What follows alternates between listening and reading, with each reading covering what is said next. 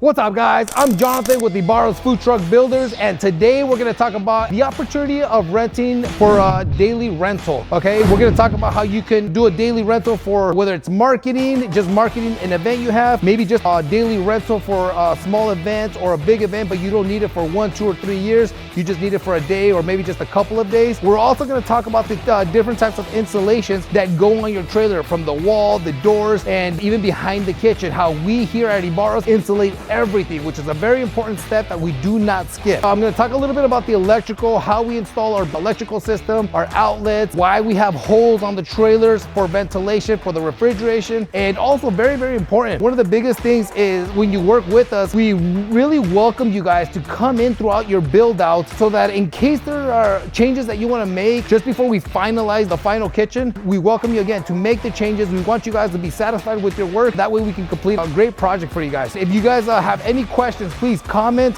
share below. This helps me help you, and please don't forget to subscribe. Now follow me. So today we're gonna talk about daily rentals. Right here, I wanna show you guys an example. So this right here, we got a call from the Venetian, and they needed 2 food trailers to use for marketing. They're not even gonna use the kitchen at all. They're simply just gonna use this to market both of their brands, and that's all they're really using it for. So when you do a daily rental, you have a few options of what you can do with that. You can use it, again, just like these guys, as a marketing billboard to represent what you're selling or what you're doing, or maybe your grand opening, or you could actually rent it to use it for what it's for, and use the kitchen, actually cook in it and sell from it. A lot of corporations that we rent daily do samples, you know, for whether it's a grand opening, a big party, birthday parties, end of the year, quarterly parties, endless opportunities. So again, if you guys are interested in that, please let me know and I can send you guys more information on that. Also, when you're doing a daily rental, you have a few options when it comes to wrapping it. You can either wrap the full trailer, that way maybe the trailer's in the middle of the event, so people are gonna be walking around it. You might wanna wrap the entire thing. If you're only looking at the face and you're only presenting the front of it, then you can go ahead and just wrap the front, and you don't have to do the whole entire thing. So if you guys are interested in renting, you have 3 options. 1 year, $1,700 a month, 2 years, $1,600 a month, and 3 years, $1,500 a month. If you don't believe me, ask Ginger. They're really cracking down on me today. Yeah, I'm in trouble.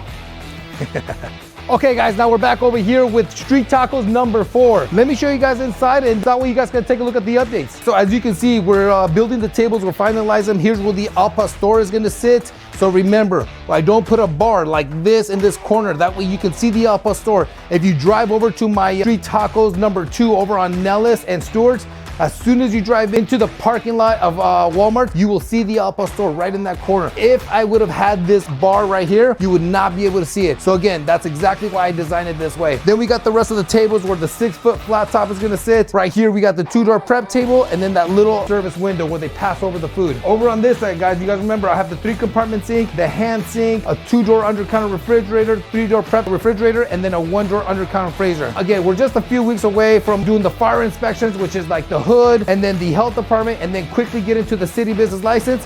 Can't wait to see you guys there. Okay guys, now let me show you this right over here. Really, really important. A lot of times people ask me, what are these holes for? If you look over actually at this trailer over here in the back, you also see them right there. As you can see, they are refrigerators on the inside. It's so that there's ventilation. If we do not have these on the wall so that they can breathe, most likely the compressor to the refrigerators will burn out. In order to keep that from happening, you gotta have ventilation. So anywhere there's refrigeration, there will be ventilation. Okay, now over here is the breaker box. Depending on what the design of the trailer, the kitchen equipment, the windows and all that, that's where I'll decide where I put the breaker box. I put it out of the way, but easily accessible in case we gotta pop the breaker or pop it back on.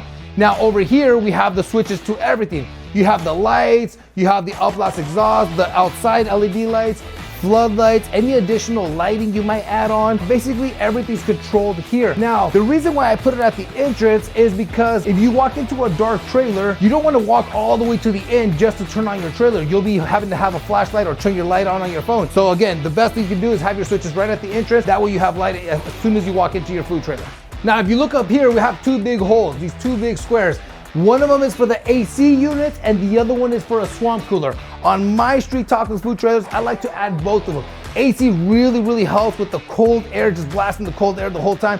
And the swamp cooler is incredible. It blows way more air. It works with the water. In the hot summer, when you have both of them, it feels incredibly amazing. Again, it's been a big push this summer, actually since the end of last summer. A lot of people have been going with this route with having both of them. Again, if I were to recommend at least one, I would go with the swamp cooler, just because when you work with the swamp cooler and you use water, it keeps it a lot cooler, especially with the heat here in Vegas.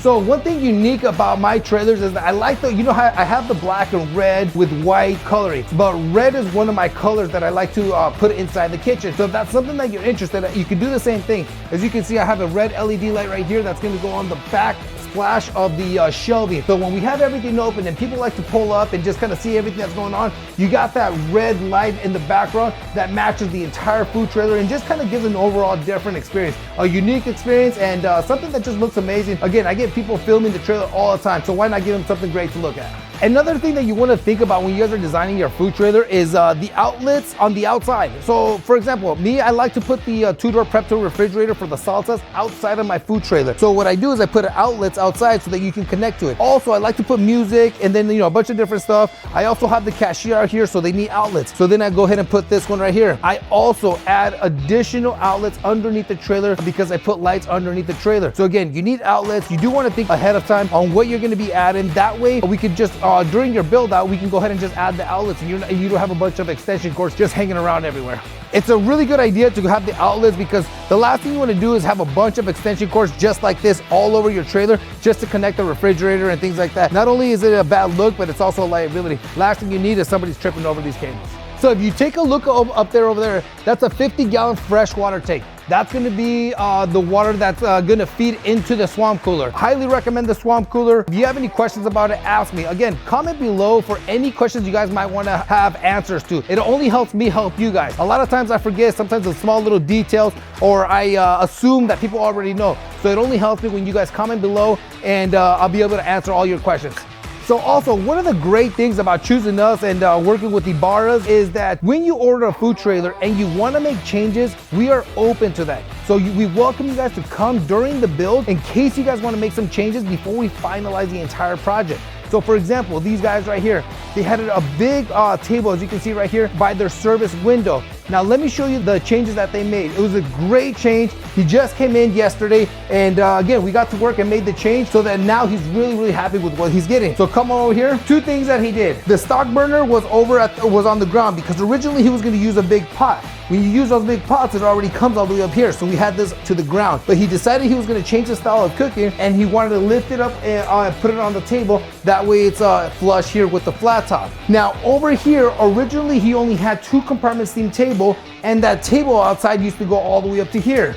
But instead, he wanted to shorten the table and add an additional steam table. Again, these guys sell a lot of food, so I'm very happy that they were able to come out here, take a look at what they're getting built, and then make the changes appropriate for their business. So this trailer here is gonna be done here in a few days. As soon as we complete it, we finalize it, do the last touches, fully wrap it, put the LED lights. I'm gonna do one last video and show you guys the final results. Stay tuned. Now let me show you guys again the insulation that we use throughout the walls and the doors. So we don't skip out on the doors at all. When it comes to the doors, we use the 1 inch because it's not as thick as the walls, okay? So we do use the 1 inch, we do not skip out on that. Over on the walls, we use the 1.5 inch insulation. Again, very important that you have a trailer that's insulated all the way around, especially here in Vegas where the heat is really hot. And if you look over here, we use the pink insulation. Again, the reason why it's the pink insulation is because it's right behind the kitchen equipment.